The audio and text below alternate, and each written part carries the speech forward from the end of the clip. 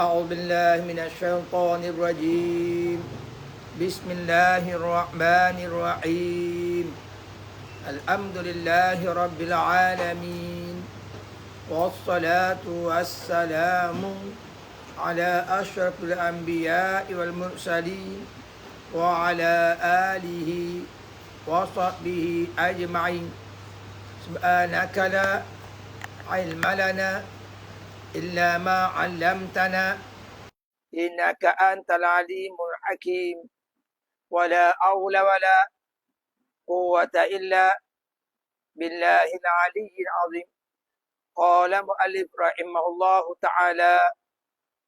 Sambungan kitab kita, kitab Buriyah,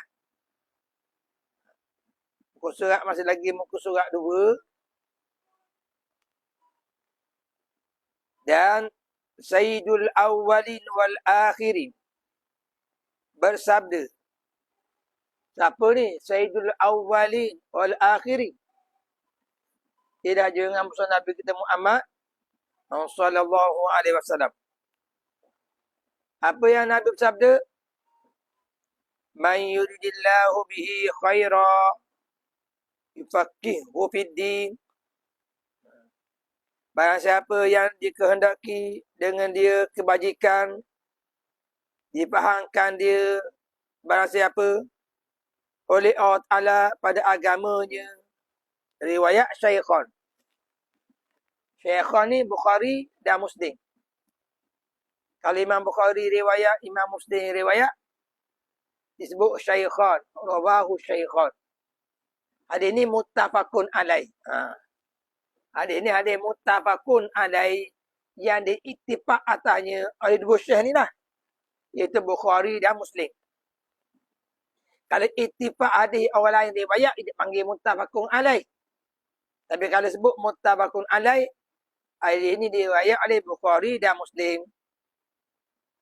Rawahu Syaikhan, dua sahabat Bukhari dan Muslim. Kalau bab fiqh Syaikhan orang lain pula.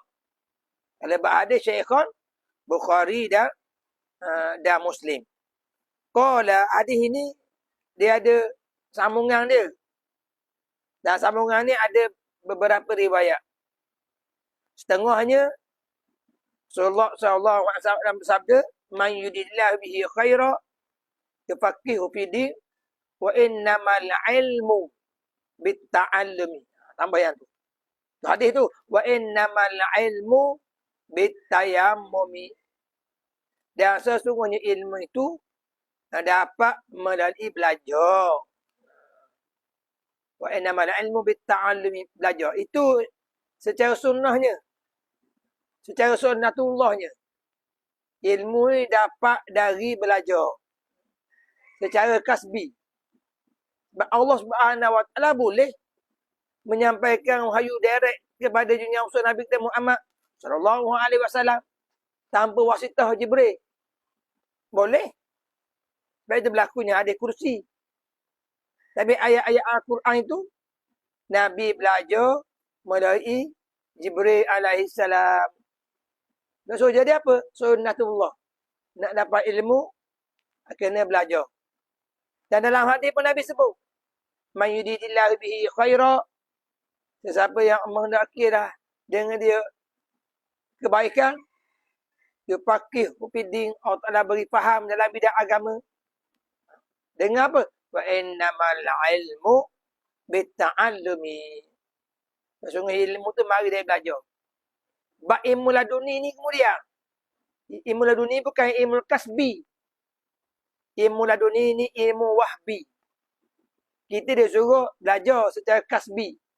Talaki, nadah kita belaga lutut dengan tok guru. Itu panggil kasbi, usaha. Di sana ada ilmu yang disebut wahbi, pemberian daripada Allah, ilmu laduni itulah. Tapi ilmu laduni itu kurnia. Kurnia ni Allah Ta'ala beri kepada sesiapa yang dikurniakan oleh Allah Ta'ala. Sebab itulah ilmu kasbi ni berlaku dalam Islam. Ilmu wahabi pun berlaku dalam Islam. Allah Subhanahu Wa Ta'ala ajar ilmu yang wahabi ni ataupun ilmu laduni kepada makhluk yang pertama. Nabi Adam alaihissalam. Ketika mana Allah Ta'ala cipta Nabi Adam alaihissalam, Allah Ta'ala khabar kepada para mereka, cipta Nabi Adam, maksudnya jadikan Nabi Adam jadi khalifah atas ke dunia. Malaikat Jibril juga nak protes, sebut macam mana lah Tuhan hati Adam alaihissalam ni. Umat manusia ni, makhluk lain, merosotkan atas ke bumi. Macam Banu Ujang dulu. Kalau Adam buat jadi pengetahui pula, takut berlaku macam Banu Ujang juga. Orang yang paling layak jadi pemimpin dunia ni, alam ni adalah dia para malaikat lah. Malaikat kata, Allah Ta'ala kata, dah, aku nak hati Adam AS. Allah Ta'ala ajar ilmu pada Nabi Adam AS. Mu'allama Adam al-asma'a kullaha. Summa aradahum malal malaikah. Al-ayah. Allah Ta'ala ajar ilmu. Sekarang nama-nama. Kepada Adam AS. Itu tak ajar tu. Tambah ada guru lah. Allah Ta'ala beri fahaman direct. Laduni lah tu. Dalam ilmu laduni ni boleh berlaku juga. Kepada Nabi Khidir alaihissalam, Nabi Musa. Kisah Nabi Khidir, Nabi Musa. Itu yang ada ilmu laduni. Ilmu laduni. Yang sebut min ladunna ilma tu. Maksudnya Nabi Musa, Allah Ta'ala menguasai ilmu syariah. Nabi Khidir menguasai ilmu hakikat. Ilmu batin. Belajar mana? Sebagaimana dalam kisah surah Kahfi tu. Allah Ta'ala ajar. Ilmu laduni juga. Ilmu laduni bukan pada Nabi Khidir saja. Nabi Adam tadi. Allah Ta'ala beri ilmu laduni kepada Nabi Musa, Nabi Ibrahim alaihissalam. Ketika mana Nabi Musa bermunajat di Bukit Tur Sinai, Allah Ta'ala beri kefahaman tentang adanya zat Allah Ta'ala yang bila bisa melalui tanda bukti wujudnya. Bukan setakat yang ada pada alam mulki. Tapi Allah Ta'ala buka kepada pintu hati Nabi Musa AS terjallikan wujudnya. Adanya zat Allah Ta'ala yang bila bisa. Tanda adanya, Allah Ta'ala buka tanda adanya, iaitu bukti yang ada pada alam malakut. Ketika Allah Ta'ala buka pintu hati, inkishafkan hati Nabi Musa alaihissalam. Qala rabbi arini anzur ilaika. Qala lan tarani. Walakin anzur ilal jabali. Fa in istaqarra makanahu. Fasawfa tarani. Falamma tajalla rabbuhu lil jabali. Ja'alahu dakka wa kharra Musa sa'iqa falamma afaqa qala subhanak tubtu ilaika wa ana awwalul mu'minin. Ilmu juga tu. Ilmu kefahaman direct daripada Allah Ta'ala kepada Nabi Musa alaihissalam. Setelah Allah Ta'ala tajallikan wujudnya sebagaimana ayat tadi.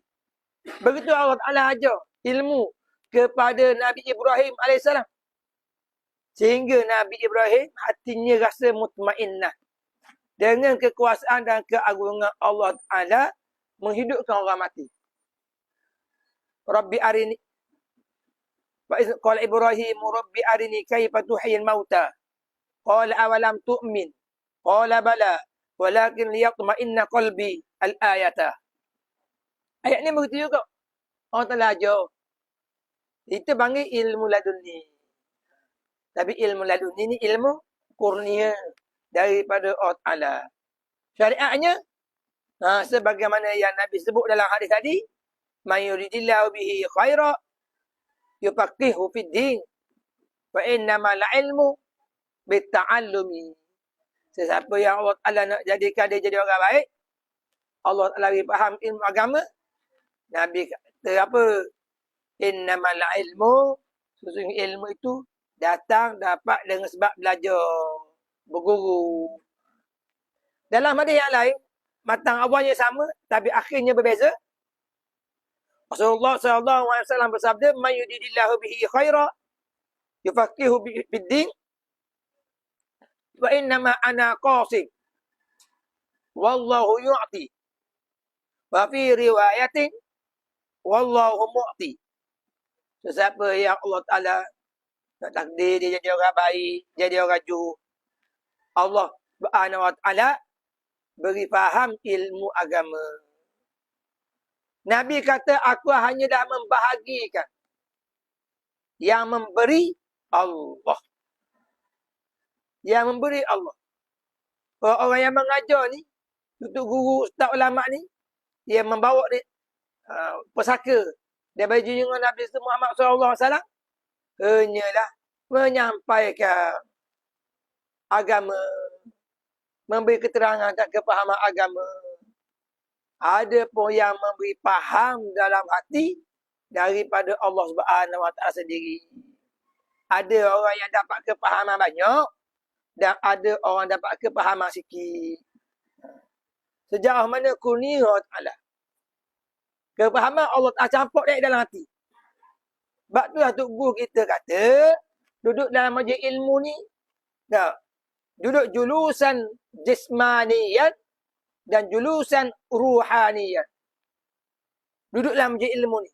Duduk jismani, duduk dalam majlis ilmu, dan rohani pun duduk dalam majlis ilmu. Tak boleh asing. Tak boleh duduk dalam majlis jismani saja, rohani terbang. Tak boleh. Duduk dalam majlis ilmu, rohani saja, jismani tak ada. Untuk guna ajar ke siapa? Bukan bertiang-tiang masjid. Pula tak ada orang seorang pakai rohani belaka. Anak murid rohani belaka. Tak ada dalam majlis belaka. Tu guru. Ajar siapa? Tak boleh. Dua-dua kena ada. Apabila kita duduk dalam majlis ilmu ni jismaniyan wa ruhaniyan, maka semua keperluan jismani kena ada. Semua kepentingan rohani kena ada. Baru dapat ilmu dan kefahaman. Keperluan jismaninya apa dia? Mata kena selek, jangan tidur. Baru dapat ilmu. Kepentingan jasmaninya apa? Telinga kena buka, kena dengar. Jangan bisu bekak. Buat tak dengar. Tak boleh. Kena dengar. Fokus. Ada pen, ada buku, ada kitab. Tulis nota. Perhati. Dobek. Itu persiapan zuhir. Oleh kerana kepahaman tu Allah Ta'ala campur dalam hati, maka hati kita tu kena buka. Lapangkan hati kita. Menerima ilmu dan kepahaman. Rohani kita kena hidup. Sebenarnya ilmu yang disampaikan oleh guru-guru, oleh ulama ni, sama banyak je. Dari segi faktanya. Tetapi kefahamannya berbeza. Sebab apa?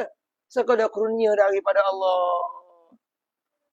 Kadang-kadang Tok Guru ngajar banyak, anak murid boleh setir dua je.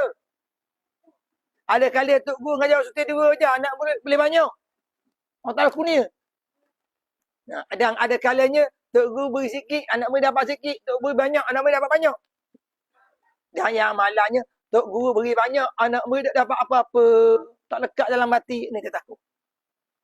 Sebab itu, saya nak sebut, kita duduk atas belajar ni, buka seluruh-luruhnya hati kita.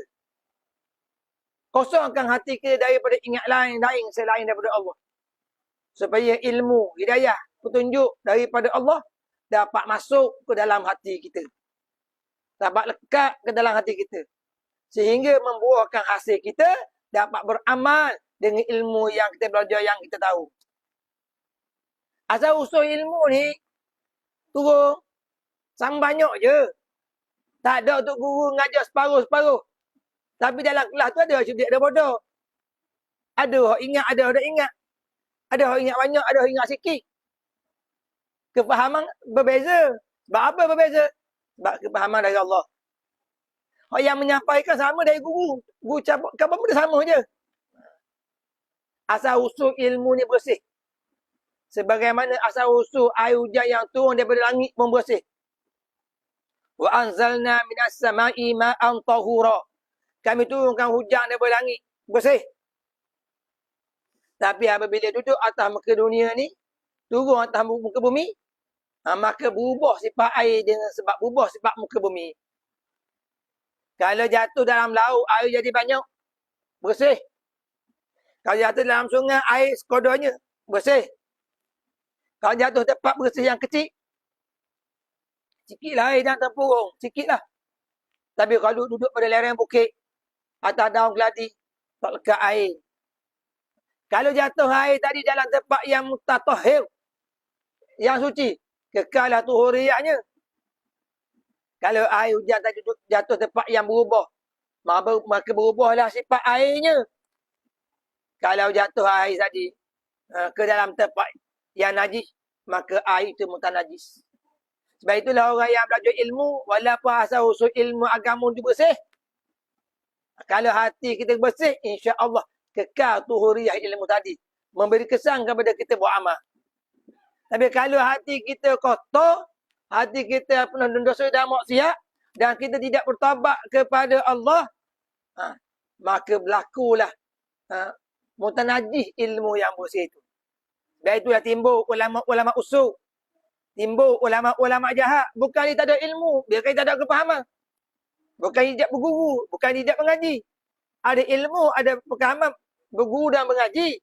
Tetapi apabila hati kotor, tak lahir ulama akhirat. Dia belajar ilmu tidak menambah iman. Dia belajar ilmu tidak menambah takwa. Bahkan jauh daripada keimanan dan ketakwaan daripada Allah Subhanahu Wa Taala. Sebab apa? Sebab nak jaga hati. Baik itulah kita ni kena jaga bekas hati kita. Supaya ilmu yang disampaikan masuk ke dalam hati, kekal bersih hati itu. Kekal bersih ilmu tu. Okey. Kalau kita tengah panjang cerita ni. Dan daripada Abi Hurairah radhiyallahu anhu bahwasanya Rasulullah sallallahu alaihi wasallam bersabda, "Ma ubidallahu bi syai'in afdala min fiqhin fid din." Ma ubidallahu bi syai'in afdala. Tidak ada yang mengerjakan ibadat akan Allah Taala dengan sesuatu ibadat yang terlebih afdal. Yang terlebih afdal daripada faham pada agama Allah Taala. Hadis riwayat Tirmizi. Wala faqihun, sama ada ni. Wahidun asyaddu 'ala syaitani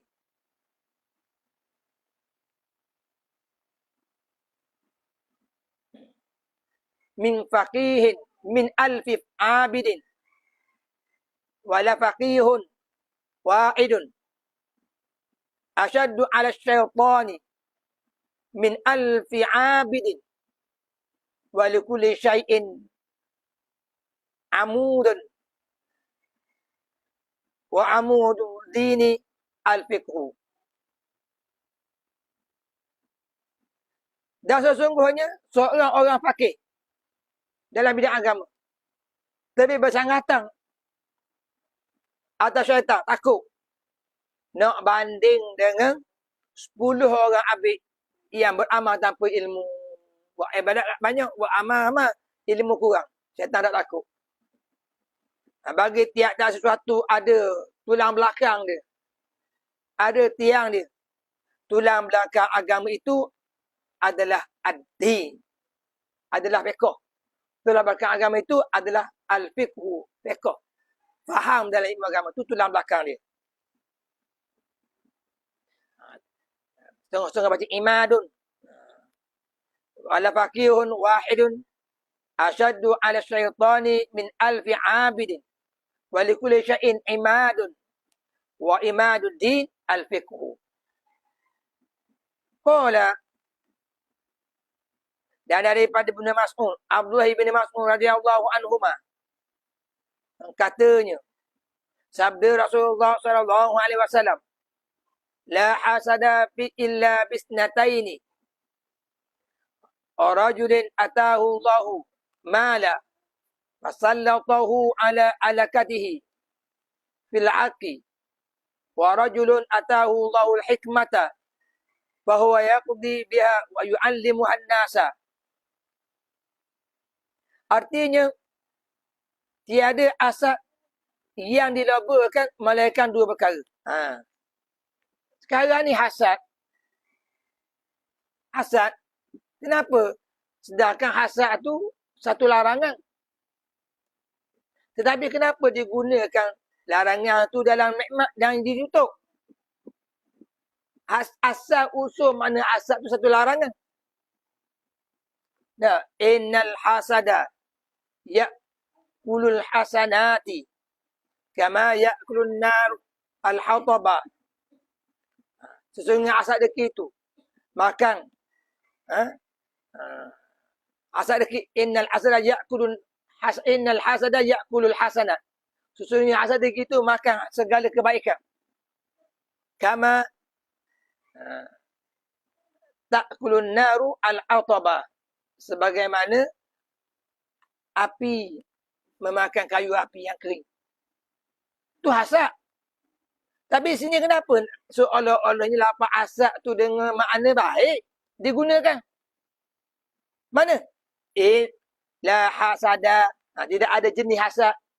Illa fisnataini makan dua perkara. Asad boleh juga ke dua perkara? Asad juga ke guna? Tapi kita faham hasad di sini bukan mana hasad yang mazmumah. Sebalik hasad di sini dengan mana ghibtah. Ghibtah. Hasad ni makna dia kita tengok orang senang, kita nak ambil kesenangan dia, kita nak hapus kesenangan dia. Kita nak ambil kita. Ada ayat orang kita kata apa? Orang kata kalau aku tak boleh, mung tak boleh kau. Kalau boleh, nikmat yang ada pada saudara kita nak lapah. Biar kita dapat. Biar saudara kita terlepas. Itu yang kita nak tu hasad. Kalau kita tak boleh, biar dua-dua tak boleh. Itu perangai orang hasad. Yang dibincang panjang dalam ilmu tasawuf. Yang kedua, ghibtah. Ghibtah tengok orang senang, tengok orang pandai, tengok orang kaya. Kita nak jadi macam dia. Nak tiru cara dia. Kalau dia cerdik, belajar, kerana baca kuat, kita nak jadi baca kuat juga, nak jadi cerdik. Kalau tengok dia kaya, ada harta banyak, kita nak jadi kaya, ada harta banyak, kita tiru cara dia nega, cara dia cari duit. Bukan nak padang, nak hapuskan nikmat yang dia ada. Ya, ghibtah. Jadi dalam hadis ini, digunakan istilah hasad belaka pada lafaz. So, olah-olahnya ada hasad yang mahmudah, ada hasad yang mazmumah. Seolah-olah begitu. Kita faham apabila sebut hasad, mazmumah. Mana ada mahmudah. Tapi seolah-olah kita faham dalam ayat ni, hasad ada dua. Ada mahmudah, ada mazmumah. Bila diterang tadi, kenapa dia guna dua istilah ni? Kerana kedua-duanya dihimpunkan ada keuntungan belaka. Ada nikmat belaka. Dalam hasad ada nikmat. Padahal bukan nikmat semuanya. Nukmah. Ada keuntungan. Dalam ghibtah pun ada keuntungan. Dalam hasad ada keuntungan bagi orang yang deki. Yang dia rasa untung. Dalam ghibtah pun ada keuntungan. Sebab keuntungan itulah digunakan dengan satu istilah. Tapi dinafikan dengan illah. Diistisnakan dengan illah. Itulah ulama kata, murad yang dikenaki dengan hasad di sini adalah ghibtah. Bukannya hasad sungguh. Hasad sungguh tu rosak. Boleh makan ibadat amal soleh kita. Boleh memamuh, membakar, menghanguskan ibadat amal soleh kita. Tu hasad. Adapun yang dia kata ni, hasad di sini dengan dinafikan dengan illah, dikecualikan dengan illah dengan makna ghibtah. Dengan mana? Ghibtah. Tiada hasad yang dilobakan melainkan pada dua perkara. Ini boleh nak loba. Boleh nak kerja. Tak salah. Seorang laki-laki yang didatangkan Allah harta. Ada harta banyak. Seorang laki-laki, laki ke, perempuan ke, tak apa. Bila sebut laki-laki, mimbabi taglid. Ada perempuan. Kalau sebut perempuan, tak ada laki-laki. Tak boleh nak kiyah dengan orang lelaki. Contohnya, talabul ilmi fariyadatun ala kulli muslim. Untuk ilmu itu fardu atas Islam. Wa muslimah. Muslimah tu bukan hadis dah. Kalam mudraj. Kalam. Wa mudrajatu fi hadisi ma atat. Kalau kita belajar, mustalah hadis. Kalam mudraj. Capur. Hadis dengan bukan hadis. Kalau sebut muslimin, ada muslimah. Laki-laki, soal laki-laki, didatangkan Allah Ta'ala harta. Allah Ta'ala kurnia harta. Maka, dikerasnya akan dia atas membelanjakan dia. Di jalan yang sebenarnya. Ada rezeki, dibelanja jalan yang sebenar. Allah kalau boleh kaya kat mudah kita. Tengok dia kaya. Boleh kita infak bisa bila, boleh kita buat bajikan, boleh kita buat amal soleh. Dengan kekayaan yang Tuhan bagi. Tak apa. Bukan kita nak apa harta dia, dah. Yang kedua, laki-laki yang didatangkan dia Allah akan hikmah. Murak dengan hikmah ni ada 3 tafsir. Murak dengan hikmah ni ada 3 tafsir. Dalam hadis yang kita baca ni, kita ikut pakai tafsir daripada Ibn Hajar Al-Asqalani. Murak dengan al-hikmah di sini wahuwa al-Quran. Wahuwa al-Quran. Kerana ditafsirkan dalam hadis-hadis lain yang banyak yang Allah Ta'ala sebut, yang Rasulullah SAW sebut secara sarahah, al-hikmah itu al-Quran. Dalam hadis-hadis lain yang banyak, riwayat yang lain, dapat hadis yang lain, yang Rasulullah SAW sebut ganti al-hikmah tu bil Quran secara sarahah. Satu. Yang kedua, al-Quran juga, al-hikmah juga ditafsirkan dengan as-sunnah. Tengok ayat lah. Kerana al-hikmah ni alfa min al-alfazil mushtarakah. Kerana al-hikmah ni sebahagian daripada lafaz-lafaz yang maknanya berbagai. Yang ditafsirkan mengikut qara'in. Yang ditafsirkan mengikut qarinah. Ayat yang sebelum dan selepasnya. Ada al-hikmah bil makna as-sunnah. Sebagaimana firman Allah Subhanahu wa Ta'ala di dalam Al-Quran Al-Karim, wa anzalallahu 'alaikal kitaba wal hikmah. Anzalallahu 'alaika, telah menurunlah ayat Allah atas Muhammad al-kitaba, akan kitab, yakni Al-Quran. Wal hikmah, dan hikmah. Hikmah ni bukan Al-Quran lagi. Wah tu bukan wah atas tafsir. Bukan wah atas tafsir. Dah murad hikmah apa dia? As-sunnah. Al-hikmah dengan makna as-sunnah. Wa ahyanan ta'ti bi makna al-fiqhi. Al-fiqhi fid din. Ini yang kita nak. Dan kadang-kadang dia acak juga orang guna al-hikmah itu orang yang mahir dalam bidang agama. Orang yang tafakuh dalam bidang agama. Ada kala digunakan dengan makna al-hikmah. Jadi al-hikmah ni minal alfazil mushtarakah. Sebahagian berlafaz-lafaz yang banyak makna. Sebagaimana az-zikru. Zikir. Dia ada makna yang mushtarak. Ada zikir tu dengan makna semayang. Ada zikir tu dengan makna ilmu. Ada zikir tu dengan makna Al-Quran. Idza qudiya lis-shalah min yaumil jum'ah yaumil jum'ati fas'au ila zikrillah. Maknanya apabila disuruh pada hari Jumaat dengan disebut idza nudiya lis-shalah min yaumil jum'ati fas'au ila zikrillah. Apabila disuruh pada hari Jumaat dengan azan pada hari Jumaat, maka segeralah kamu ingat Allah Ta'ala. Az-zikrillah itu as-salah. Sebab nudiya tu bang azan. Fas'alu ahla zikri in kuntum la ta'lamu. Mu tanya orang tahu. Kalau mu tak tahu. Tu ahla zikri tu ahli ilmi, ilmu. Inna nahnu nazzalna zikra wa inna lahu la'afizun. Tu Quran pula. Ada qarinah. Begitulah ulama tafsir makna hikmah ni, ada makna Al-Quran, ada makna As-Sunnah, dan ada makna Al-Fiqhu fid Din. Al-Fiqhu fid Din. Qala, dan laki-laki yang didatangkan Allah Ta'ala akan hikmah. Hikmah ni, wa imma ilmu, imma Al-Quran, tapi di sini Al-Quran. Maka ia menghukumkan dengan dengan hikmah ni, Al-Quran tadi. Dan diajarkan akan orang. Ajar orang lain pula. Dan dikenaki dengan asal itu, iaitu ributah.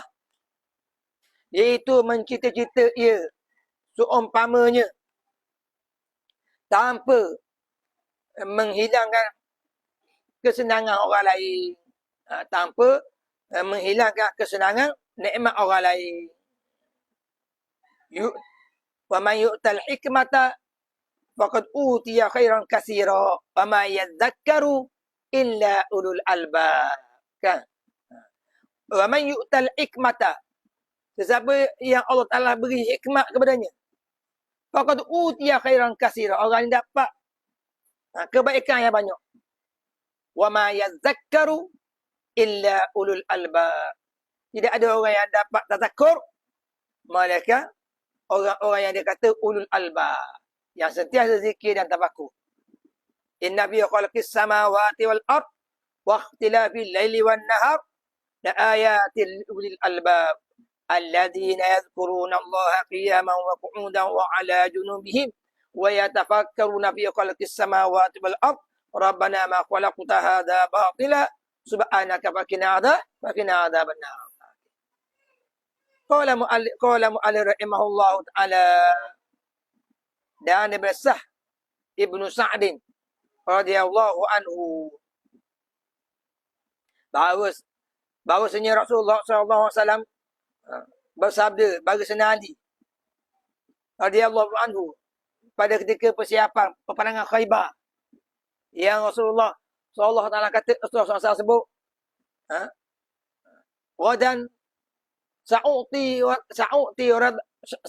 ghadan ghayat al-Islam yuhibbullahu wa rasuluhu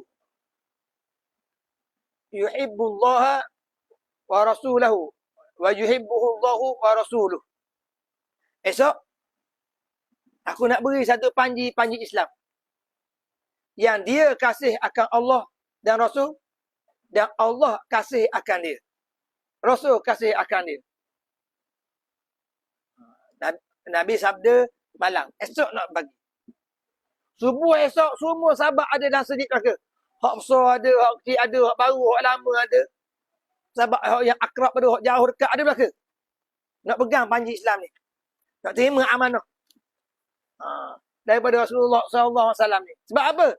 Dah kira mati hidup, dah kira dah. Sebab orang ni tanda dia kasih Allah, dia kasih Rasul. Allah kasih dia pada dia, Rasul kasih pada dia. Tiba-tiba dalam majlis itu tak ada Sayyidina Ali. Rasulullah tanya para sahabat, aina Ali? Ali mana? Tak ada. Orang lain ada, tak ke dia ke mana? Sahabat jawab, Sayyidina Ali ya Rasulullah, sakit mata. Tak mari dalam majlis ni, sakit mata. Orang tahu belaka dah kan sakit mata ni jakit. Tidak mari. Rasulullah kata panggil. Biar dia mari juga dalam majlis ni. Sahabat panggil. Sakit mata sungguh. Lalu Rasulullah SAW duduk dengan air liurnya yang mulia ke dalam mata Sayyidina Ali. Allah Ta'ala kurnia baik mata Sayyidina Ali secara mukjizat. Hilang sakit mata. Itu mukjizat. Kita jangan duduk kat air liur susah. Ini tu mukjizat. Hilang. Rasulullah SAW suruh panji Islam tu, dera tu kepada Sayyidina Ali. Apabila Sayyidina Ali pegang je dera tu, Sayyidina Ali kata, nuqatiluhum jami'a ya Rasulullah hatta yakunu mislana. Kita bunuh belaka ke Yahudi dia Khaybar ya Rasulullah, sehingga dia mengucap dua kalimah syahadat jadi macam kita. Lalu. Memang dah. Apabila lepas perang memang jenis yang perang tu kena kagah gitu. Parlimen perang ni cakap gitu, parlimen cakap lembut cara puas pandang orang takut. Parlimen perang ni cakap kagah. Kau cakap lembut tak jadi. Dia balik parlimen. Kita orang awak lu, tak apa lah orang awak. Tapi parlimen duduk perang, kalau dia cakap nakut anak buah pun boleh lari. Nuqatiluhum jami'ah ya Rasulullah. Hatta yakunu mislana. Kita bunuh belaka ke Yahudi di Khaybar ni Rasulullah. Sehingga dia jadi macam kita. Mengucap dia kalimah syahadah. Lalu Rasulullah kata, ala rislik. Ala rislik. Jangan. Jangan awak gitu. Abah lu, jangan kata tu. Maka tunggulah. Baca dah hari ni. Fawallahi. La'an yahdiyallahu bika rajulan. Wahidan. Khairun laka. Min umurin na'ami. Terbit hadis ni. Jangan. Demi Allah. Sebenarnya menunjuk Allah Ta'ala. Memberi hidayah. Menunjuk Allah Ta'ala akan dia kau hayali. Dengan sebab muda Allah mengajak dia masuk Islam. Tak bunuh dia. Dakwah. Ajak. Dia masuk Islam. Dengan sebab usaha kamu. Ikhtiar kamu. Akan soal laki-laki. Terlebih baik bagimu daripada unta merah. Pemenaan. Yakni engkau mendapatkan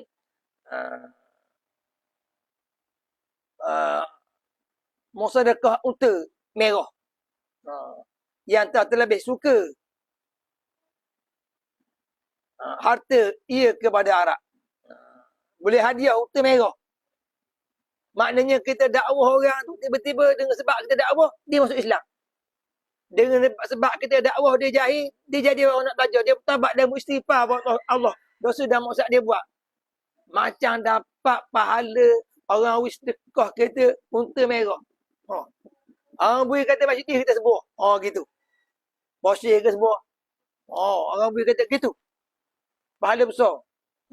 Inilah kita kena faham Islam ni diutuskan oleh Allah yang dibawa oleh Junjungan Besar Nabi Muhammad SAW. Bukan nak kat orang, bukan nak bunuh orang, bukan nak sembelih orang.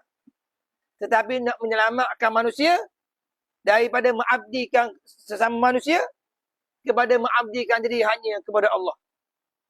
Daripada kesempitan hidup di atas muka dunia kepada keluasan hidup di akhirat. Daripada berbagai kezaliman agama kepada keadilan Islam. Bukan nak bunuh orang. Ini yang panggil muwajahah silmiyah. Iaitu kita berhadapan dengan musuh dengan jalan yang lembut. Betul hati.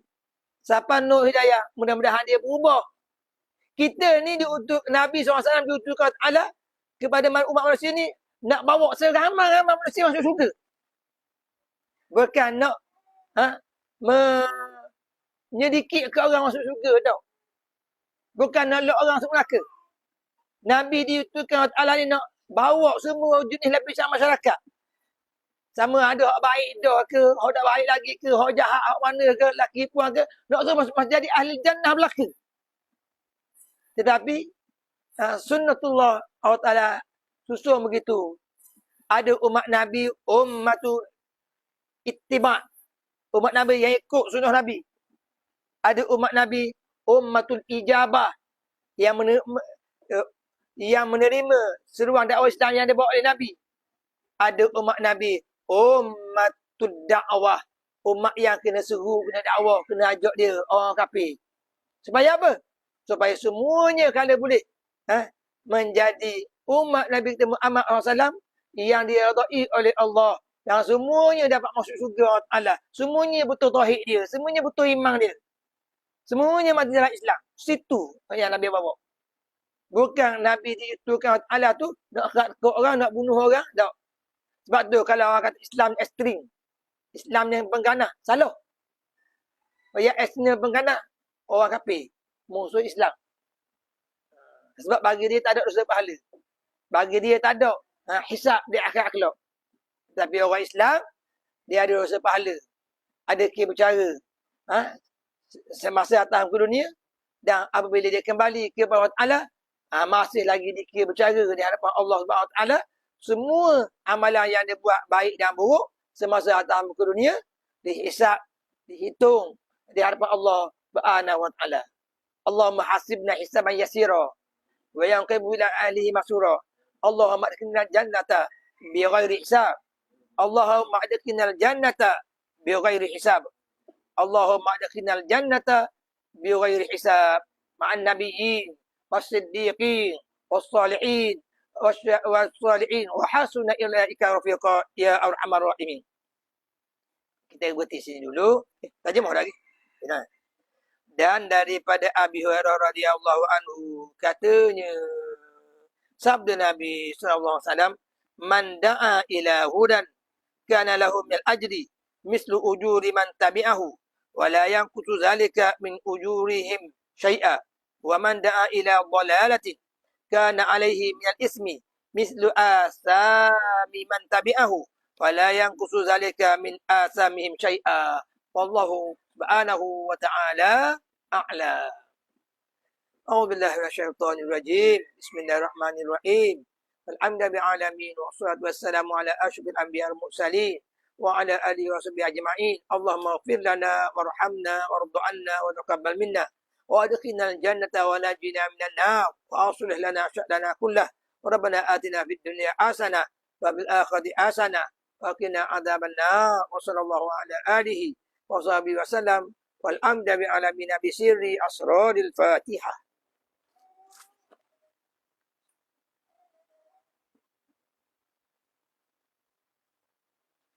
Assalamualaikum warahmatullahi taala wabarakatuh.